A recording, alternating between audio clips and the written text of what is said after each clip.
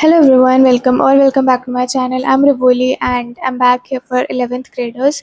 So in this video, actually I posted a community post in which I asked you all to comment down your doubts for like 11th, related to 11th class, which I can give some solutions for, or like I can help you all out. So in this video I've answered all those questions, so you can watch the video till the end so that your question would be answered, or even if you had some other doubts, so the all the doubts will be cleared in this video according to the questions. Okay, apart from that, I will plan more videos for you, and if you have further any further questions, then you can put them in this video's comment the section also.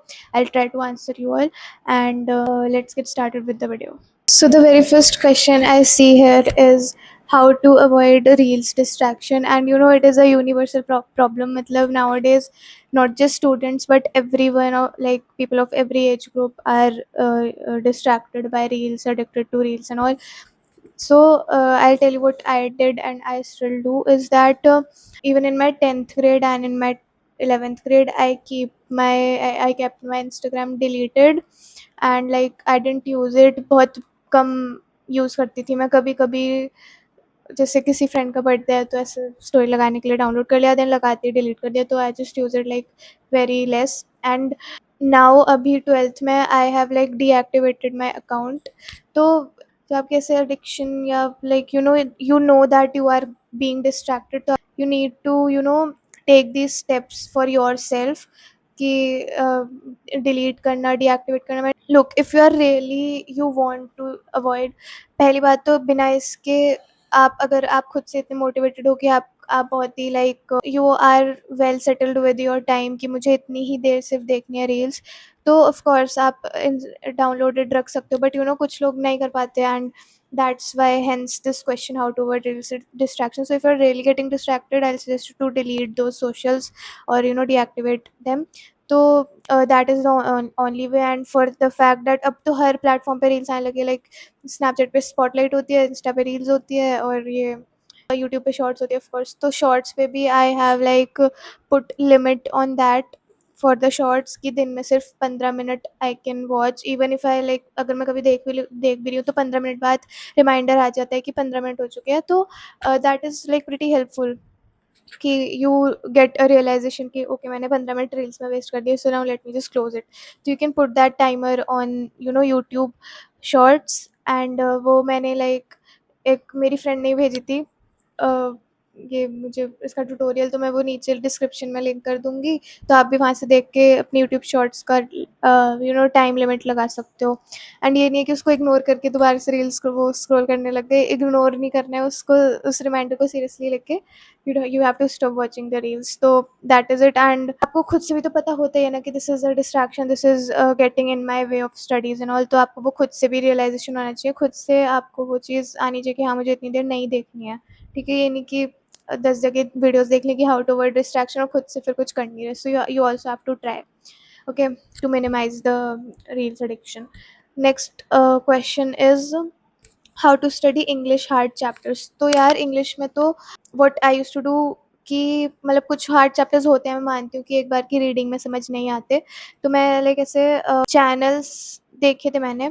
तो मैं उन channels का नाम यहाँ पे लिख दूँगी, अभी मुझे याद नहीं है.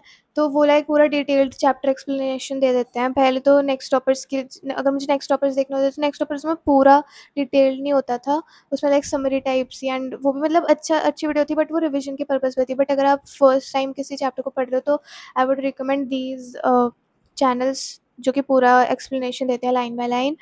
तो this channel I usually used to watch. और मैं क्या करती थी, जो मुझे चैप्टर हार्ड लगता है ना, लाइक कुछ चैप्टर्स ऐसे होते हैं जो आप खुद रीड करके समझ लेते हो, तो कुछ चैप्टर्स तो मेरे वैसे हो जाते थे, तो you can also do that. कुछ चैप्टर्स होते हैं जो आपको वीडियो देखनी पड़ती है, तो वीडियो आप ऐसे देख लेते हो कुछ. अब मैंने क्या किया था, वीडियो में भी मुझे लाइक लग रहा था कि इससे अच्छा मैं ये करती हूँ. तो एक्चुअली मुझे वीडियो जब मैं देखती हूँ ना, तो मुझे ऐसा लगता है कि मैंने एक बार वीडियो देख लिया, मुझे दोबारा से चैप्टर पढ़ना पड़ेगा जब मुझे अच्छे से समझ आएगा, है ना. तो इससे अच्छा मैं एक बार में रीडिंग करके समझ लूँ. तो मैं ये सोचती थी, तो मैं क्या करती हूँ मैं अभी बताती हूँ कि on my laptop what I used to do is that I kept open a tab of NCERT of English, जो कि एनसीईआरटी की वेबसाइट पे मिल जाती है। तो इंग्लिश उस चैप्टर की पीडीएफ एक टैब पे खोल के रखती थी, दूसरे टैब पे चैट जीपीटी। देन उससे आई आस्क्ड कि I will send you paragraphs of this chapter of class 11, this chapter of this book by this author, and you explain me the give me explanation, give me line by line explanation, ठीक है। तो उसके बाद ChatGPT को मैं वो एक paragraph copy paste करके उधर डालती हूँ, मतलब अभी मैं वैसे करती हूँ कुछ चैप्टर्स में। तो उधर डाला पेस्ट करके, एंड वो आपको लाइन बाय लाइन ऐसे समझाएगा वो इंग्लिश में ही। अगर आप चाहते हो हिंदी में तो उससे बोल दो कि हिंदी में समझाए, बट मुझे इंग्लिश में समझ आ जाता था। वो लाइक थोड़ा ईज़ियर करके इंग्लिश में एंड वर्ड मीनिंग सारी बता देता है, तो मुझे समझ आ जाता है। बाकी आपको अगर वीडियो से समझ आता है तो आप वीडियो से समझ सकते हो, वो लाइक हिंदी में भी थोड़ा बता देते हैं एंड ऑल ऑफ दैट। तो हाँ, जैसे आपको समझ आ रहा है आप वैसे करना। तो उसके बाद जब मुझे रिवाइज़ करना होता था तो मैं नेक्स्ट टॉपर्स की वीडियो देख लेती थी, उसमें लाइक पूरा एक ओवरव्यू मिल जाता था चैप्टर का, और उसके बाद खुद से रीडिंग कर लेती थी, जो कि मैं अभी भी करती हूँ। एंड नेक्स्ट टॉपर्स में लाइक थीम वगैरह वो सारी चीज़ पता चल जाती है। तो that's how I did the English के चैप्टर्स। एंड 12th में अभी मैंने लाइक रेफरेंस बुक भी खरीद ली है, तो उसमें भी लाइक समरी, क्वेश्चंस, थीम और ये सारी चीज़ होती है, तो समझ आ जाता है इंग्लिश। यूज़ ऑफ कीवर्ड्स, इसमें क्वेश्चन में बस ये है यूज़ ऑफ कीवर्ड्स। तो हाँ, अगर आपको कीवर्ड्स यूज़ करने हैं एग्ज़ाम राइटिंग, आंसर राइटिंग में, तो कीवर्ड्स आपको जब भी पता चलेंगे जब आप चैप्टर खुद से रीड करोगे, तो आपको वो चीज़, वो लाइन्स फ़ैमिलियर हो जाएँगी कि इस चैप्टर में ये लाइन है और ये वर्ड्स हम यूज़ कर सकते हैं। तो keywords are nothing just the words which are written in the NCERT itself.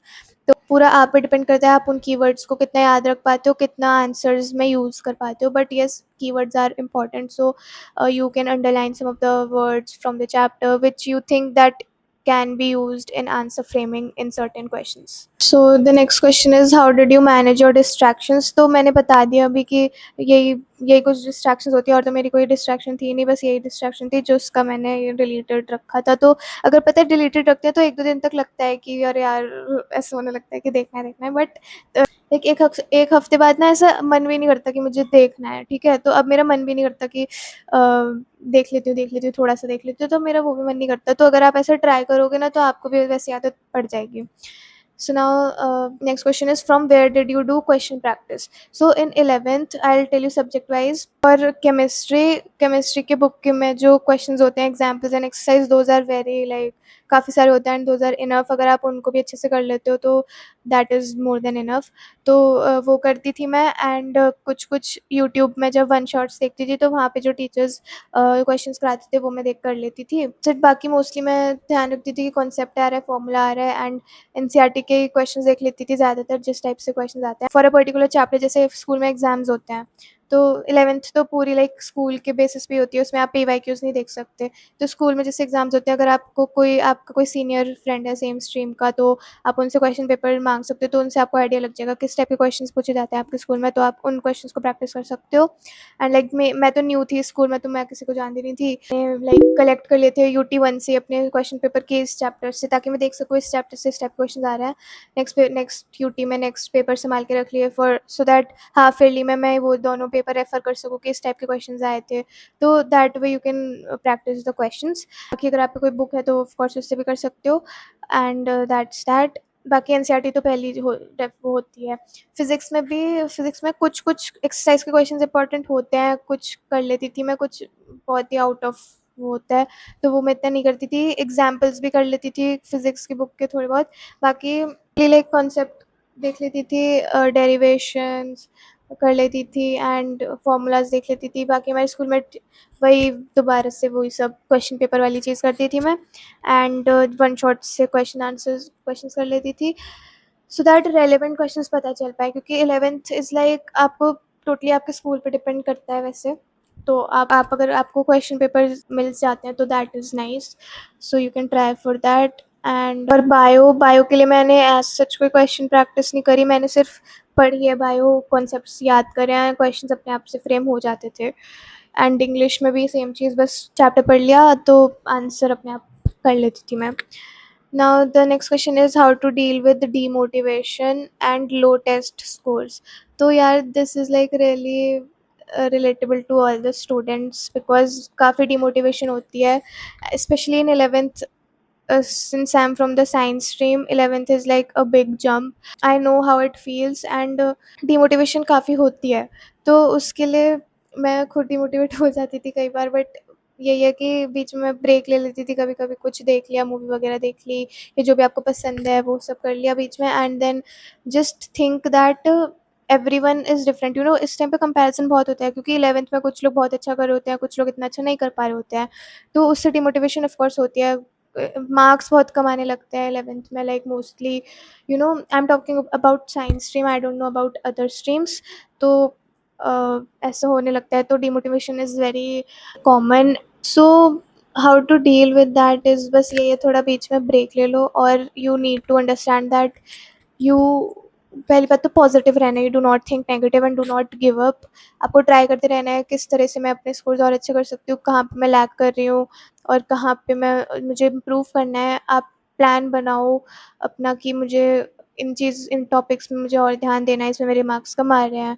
तो basically planning is the first thing, second believing in yourself that you can do this, third you don't have to compare yourself. I know that is very hard because कुछ लोग काफ़ी अच्छा score कर रहे होते हैं और हमको लगता है कि हम क्यों नहीं कर पा रहे, तो वो चीज़ आपको नहीं करनी है बिकॉज उससे आपकी मोटिवेशन और ही डाउन जाएगी। तो वो आपको नहीं करना है, आपको सिर्फ अपने पे ध्यान देना है कि मैं अभी मेरे इतने कम मार्क्स आ रहे हैं, मुझे अपने से ज़्यादा मार्क्स कैसे लाने हैं, किसी और से नहीं, अपने से ज़्यादा मार्क्स कैसे लाने हैं, जो मैंने पहले लाए थे उससे ज़्यादा मार्क्स कैसे लाने हैं, तो आपको इस चीज़ पे फोकस करना है। Next question is how to make proper notes of physics and chem. तो उसके लिए what I used to do was, book से तो मैं नहीं बनाती थी नोट्स, मैं बनाती थी वन शॉट लेक्चर से ही। तो वन शॉट में जैसे मैं आशु सर का देखती थी फिज़िक्स एंड केम के लिए, तो वो जो भी स्लाइड्स पे लिखते थे मैं सेम चीज़ लिख लेती थी नोट्स में, एंड बस वही नोट्स थे मेरे 11th में, तो एटलीस्ट वही नोट्स थे मेरे, and those were pretty good, मतलब समझ आ जाता था। तो वो नोट्स लाइक अच्छे थे, मतलब आशु सर के। आप जिस भी टीचर से वन शॉट्स देखते हो या फिर आप किसी कोचिंग या बैच में हो तो आप वहाँ से नोट्स बना बना लो। मैं तो मोस्टली यही बनाती थी, फिज़िक्स केम के मैं बनाती थी आशु सर से। और notes are like really beneficial क्योंकि 11th का syllabus is very vast, finals आते-आते आपको नहीं पड़ेगा कि मैं बुक से भी पढ़ लूँ।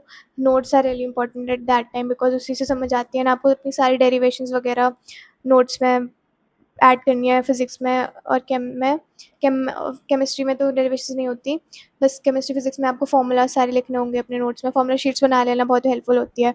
और फिज़िक्स में डेरिवेशंस सारी लिखनी होंगी, कॉन्सेप्ट्स होते हैं, एंड मतलब आपको सारी चीज़ें लिखनी है, मतलब जिससे आपको अंडरस्टैंडिंग हो बिकॉज़ बुक में से इतना समझ नहीं आता है, तो notes are important. Next question is struggling for time management, backlogs, question solve नहीं होते, test attempting technique. So I know time management is very hard, okay, it is, मतलब हर ही क्लास में होती है ये, सिर्फ 11th की बात नहीं है, हर ही क्लास में होती है। जब 10th में थे जब भी थी, 11th में थे जब भी थी, अभी 12th में जब भी है। तो time is like hard to manage. It has to be totally your strategy कि how you will manage your time, because वो सब आपको पता है कि आपका टाइम कहाँ कहाँ जा रहा है। तो वो सब पहले आपको पता होना चाहिए कि मेरा टाइम एक्स्ट्रा कहाँ जा रहा है, जहाँ से मैं बचा सकती हूँ अपना टाइम और मैनेज कर सकती हूँ। तो very first thing I used to, जब भी मुझे ऐसा लगता था बहुत ज़्यादा ऐसा डिसमैनेजमेंट सा हो रहा है, तो I used to like take my diary and मैं उसमें लिखती थी, पूरा प्लान करती थी कि मुझे कैसे कैसे करना है। अब ये नहीं कि आपको पूरा दिन ही प्लान कर लेना है कि इतने से इतने बजे तक मुझे ये करना है, तो ये तो लाइक बहुत पहले की बात है जो हमने कभी फॉलो करी भी नहीं बनाने के बाद। The very first thing I used to do, I still do, is making to do list, मतलब हर रोज़ के टास्क आपको पता होने चाहिए कि मुझे आज ये करना है और आपको वो सारे टास्क करने ही हैं, ठीक है? एंड वो चीज़ आपको एक दिन पहले से सोच के रखनी है कि कल मुझे ये सारे टास्क कंप्लीट करने हैं, चाहे वो 3-4 हो, चाहे वो 8-9। तो आपको वो अपने हिसाब से कि मेरे पे कल इतना टाइम है, मुझे इतने टास्क कंप्लीट करने ही हैं, एंड अगले दिन आपको अपना टाइम वेस्ट ना करते हुए आपको ये ध्यान रखना है कि मैंने जो ये टास्क लिखे हैं अपनी लिस्ट पे, इसमें मुझे टिक करना है। एंड जब आप टिक करते हो तो आपको लाइक और मोटिवेशन मिलती है कि मैं सारे टास्क टिक कर दूँ। तो वही एक स्ट्रैटेजी है जो मैं फॉलो करती हूँ। तो बाकी देखो, मैनेज तो किसी से भी नहीं होता है, करना पड़ता है। तो वो खुद के ऊपर ही होता है कि हम कितने अच्छे से मैनेज कर रहे हैं। अपना चीज़ें चेक करनी होती है कि मेरा मोस्टली टाइम कहाँ जा रहा है। तो वो सब आपको खुद देखना होगा एंड मैनेज करना होगा। Backlogs is I know, backlog बहुत ही ज़्यादा बुरी चीज़ है। तो बैकलॉग्स मत होने दो यार। चाहे तुम्हारा लाइक अगर तुम्हारा कोई बैच है या स्कूल में तुम्हारा बैकलॉग हो रहा है, तो जो भी तुम्हें पढ़ाया जा रहा है ना, तुम आके पढ़ो, चाहे अगले दिन पढ़ो, but you know don't delay it very much, ठीक है? और बैकलॉग से ही न्यू बैकलॉग बनता है, लाइक बैकलॉग्स अगर जितना करोगे उतने ही बढ़ते ही रहेंगे, ठीक है? तो इसलिए आपको जल्दी से पहली बात बैकलॉग्स कंप्लीट करने का ट्राई करना है। एंड अगर आपसे नहीं हो रहा तो like you no one shots देखो, नोट्स बनाओ, जल्दी से वो वाले बैकलॉग्स कंप्लीट करो, और जो अभी चल रहा है वो मिस मत करो। जो अभी चल रहा है वो तो मिस मत करो, और जो पहले का रह गया वो साथ-साथ में आपको करना होगा। अब देखो, अगर आपके बैकलॉग्स बने बने हैं तो आपको थोड़ा और एक्स्ट्रा एफर्ट तो डालना पड़ेगा, जभी वो सही होगा। तो इसकी कोई ईज़ी ट्रिक नहीं है, आपको यही है बस जो अभी प्रेज़ेंट में चल रहा है उसको बैकलॉग में नहीं बनने देना है, और जो बैकलॉग है उसे प्रेज़ेंट के साथ-साथ लेके चलना है। अब वो स्ट्रैटेजी आप खुद प्लान करो कि आप कैसे करोगे। तो अपना लाइक टाइम डिवाइड करो दिन में कि मुझे इस टाइम में अभी वाला जो चल रहा है वो पढ़ना है, उसके बाद मुझे बैकलॉग वाला पढ़ना है। That way you can some create your own strategy. Question solve नहीं होते, क्वेश्चन सॉल्व होने के लिए सबसे पहले आपको कॉन्सेप्ट आना चाहिए, फॉर्मूला आना चाहिए, एंड देन आपको उसे अप्लाई करना आना चाहिए कि मुझे इस टाइप के क्वेश्चन में ये फॉर्मूला अप्लाई करना है।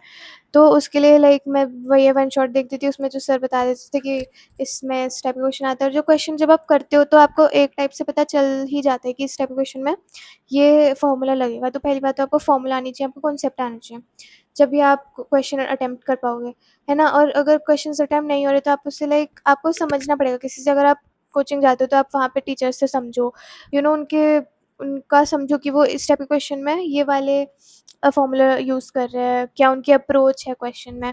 एंड अगर नहीं समझ आ रहा तो उनसे पूछो। अगर आप ऑनलाइन पढ़ते हो तो फिर आप ऑनलाइन टीचर्स जिस तरह से कॉन्सेप्ट्स एक्सप्लेन कर रहे हैं, देन उसके ही रेफ़रेंस पे क्वेश्चंस आपको सॉल्व करवा रहे हैं, तो it is somewhat connected, right? तो आपको वो कनेक्शन आपको समझना पड़ेगा पहले कि मुझे कैसे फ़ॉर्मूला अप्लाई करना है, तो वो आपको करना पड़ेगा। धीरे-धीरे जब आप पहले ईज़ी क्वेश्चन सॉल्व करो, जब फिर मीडियम पे आओ, फिर हार्ड पे आओ, ये नहीं कि एकदम ही हार्ड क्वेश्चन करने लग गए, तो धीरे-धीरे आपके प्रैक्टिस से आपसे क्वेश्चन सॉल्व होंगे। Next is text attempting technique. इसमें कोई टेक्निक क्या बताऊँ, मतलब दैट इज़ लाइक अगर आप थोड़ा और इलैबोरेट करके पूछते तो आई थिंक मैं और अच्छे से आंसर कर पाती। बट जो आपको अच्छे से आता है पहले वो अटेम्प्ट करो, जो नहीं आता उसे लास्ट के लिए छोड़ दो। जो नहीं आता उसमें टाइम वेस्ट मत करो, एंड अच्छे से क्वेश्चन पढ़ो, सिली मिस्टेक्स ना हो, एंड देन उसके बाद टेस्ट को एनालाइज़ करो कहाँ-कहाँ आपकी गलती वगैरह हुई है। Next question is time pause कैसे करें बता दो यार। ये आज तक किसी को नहीं पता चल पाया है, and it is like really hard question which you have asked me, because आज तक ये कोई पता नहीं लगा पाया है, और अगर मुझे पता चलता तो मैं कब का कर देती, और आपको पता चलता बता देना। वही बात है, टाइम रुकता नहीं है, ईदर इट इज़ गुड और bad, time never stops, so it will pass. या नोट्स के लिए लाइन्स और विदाउट लाइन्स वाली रजिस्टर लेनी चाहिए या नहीं? मैंने तो ब्लैंक ली थी, एंड मैंने कुछ लाइन्स वाली भी ली थी। मतलब मुझे ब्लैंक ही चाहिए थी वैसे, बट मिल नहीं रही तो मैंने लाइन्स वाली ली थी। बट मैं ब्लैंक ज़्यादा प्रेफ़र करती हूँ, बिकॉज़ उसमें ज़्यादा स्पेस होती है लिखने-विखने की, मार्जिन नहीं होता और वो सब, और लाइक ज़्यादा फ्लेक्सिबिलिटी होती है लिखने की। बट कुछ लोग होते हैं जिनसे सीधा नहीं लिखा जाता लाइन, बिना लाइन वाली कॉपीज़ में, तो वो लाइन वाली ले सकते हैं। मतलब ये तो अब टोटली आप पे डिपेंड करता है कि आप कौन-सी कॉपी से कंफ़र्टेबल हो। बाकी दोनों ही अच्छी हैं। नोट्स तो नोट्स हैं, किसी में भी बनाओ। वैसे मुझे ज़्यादा बिना लाइन वाली अच्छी लगती है। Next question is how to deal with physics questions when we find it very tricky and difficult after watching a lecture. तो बस यही है, पहले तो आपको लेक्चर ढंग से देखना है, एंड फिज़िक्स के क्वेश्चंस को आपको बहुत समझना पड़ता है। इसमें सबसे पहली चीज़ होती है इस क्वेश्चन को समझना। अब अगर आपको समझ नहीं आता तो आपको वो क्वेश्चन यूट्यूब पे डाल के समझना पड़ेगा, या फिर अगर आपका कोई टीचर है तो आप उनसे समझो, ठीक है? तो सबसे पहले तो अगर आपको नहीं समझ आ रहा, डिफ़िकल्ट लग रहा है, तो ऑफ़ कोर्स किसी की गाइडेंस चाहिए ही होगी। तो मैं तो यही करती थी कि यूट्यूब पे डाल के देख लिया। पहला कुछ स्टेप ऐसा मुझे लाइक अगर आपको स्टार्टिंग ही नहीं करनी आ रही कि इसे स्टार्ट कैसे करें, तो पहला स्टेप देख लो कि अच्छा ऐसे स्टार्ट होना था। देन आप पॉज़ करो, फिर आगे सॉल्व कर लो, फिर चेक करो कि सही हुआ या नहीं हुआ। गलत हुआ तो ऑफ़ कोर्स आपको वीडियोज़ देख के ही समझ आएगा कि अगर कोई ट्रिकी क्वेश्चन है तो उसको सॉल्व कैसे करना है।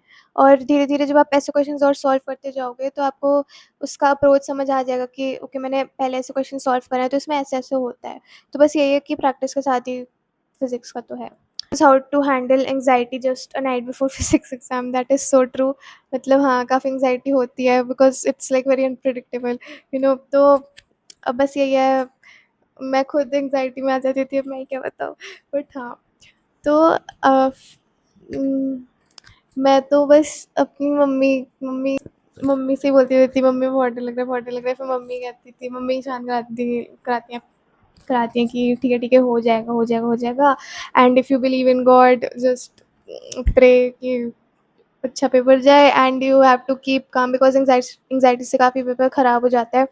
तो you have to take deep breaths and just relax, just think कि बस ये एक एग्ज़ाम ही है, अभी कुछ ऐसा बड़ी चीज़ है नहीं। तो हाँ, that is how we can deal with paper physics.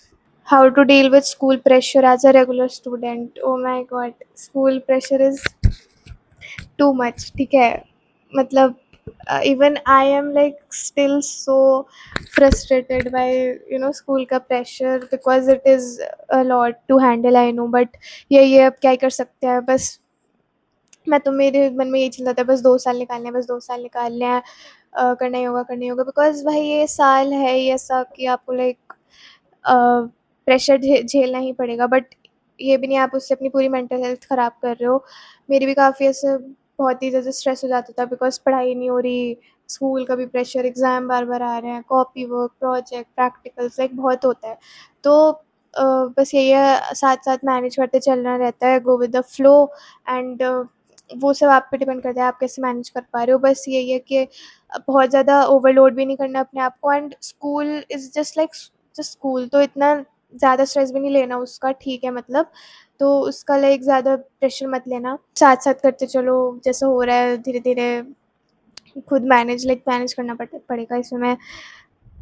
बस ये है, बस प्रेशर नहीं होना चाहिए, प्रेशर बनने नहीं देना चाहिए बहुत ज़्यादा। तो आपको लाइक अपना कॉपी वर्क थोड़ा कंप्लीटेड रखो। एंड मैं भी ज़्यादा ध्यान नहीं देती थी, बहुत जल्दी-जल्दी कॉपी वर्क कर लेती थी। बाकी बस ये जब से 11th में आया है तब से स्कूल प्रेशर ज़्यादा सब बढ़ गया। लाइक मुझे तो ऐसा लगता है, let me know your thoughts in the comments. तो बस ये है, सबकी फ़ेज़ में आता है तो थोड़ा मैनेज करना पड़ता है, तो वो आप try to manage and don't overload yourself. I have scored 96.4% in 10th boards. Just suggest me how can I maintain the percentage of mine in both 11th and 12th. Look, this is hard because 10th is very different compared to 11th and 12th. But of course, you can maintain the percentage by studying hard, being consistent, practicing a lot of questions, and revising repeatedly, and not creating backlogs। मतलब आपको सारी चीज़ अच्छे से आनी चाहिए because concepts काफ़ी सारे होते हैं, फॉर्मूला काफ़ी सारे होते हैं, क्वेश्चंस काफ़ी सारे होते हैं। तो मेंटेन करते हैं लोग, तो you can also do it. बस ये है, डिस्ट्रैक्ट नहीं होना, आपको कंसिस्टेंट रहना है स्टडीज़ में, बिकॉज 11th एंड 12th है, लाइक आप 1-2 महीने पहले पढ़ के कुछ नहीं कर सकते, आपको पूरे साल कंसिस्टेंट रहना पड़ेगा। मतलब अभी से भी अगर आप कंसिस्टेंट हो जाते हो तो you can maintain the percentage. So these were some questions which I got in the post, and if you want me to create any other video on like just one topic, so you can let me know in the comments. Let me know which video you want next, just comment down. And I hope this video helped you a bit, and I hope I answered all the questions. So let's meet in the next video, and if you haven't subscribed, please do subscribe, and take care. Bye.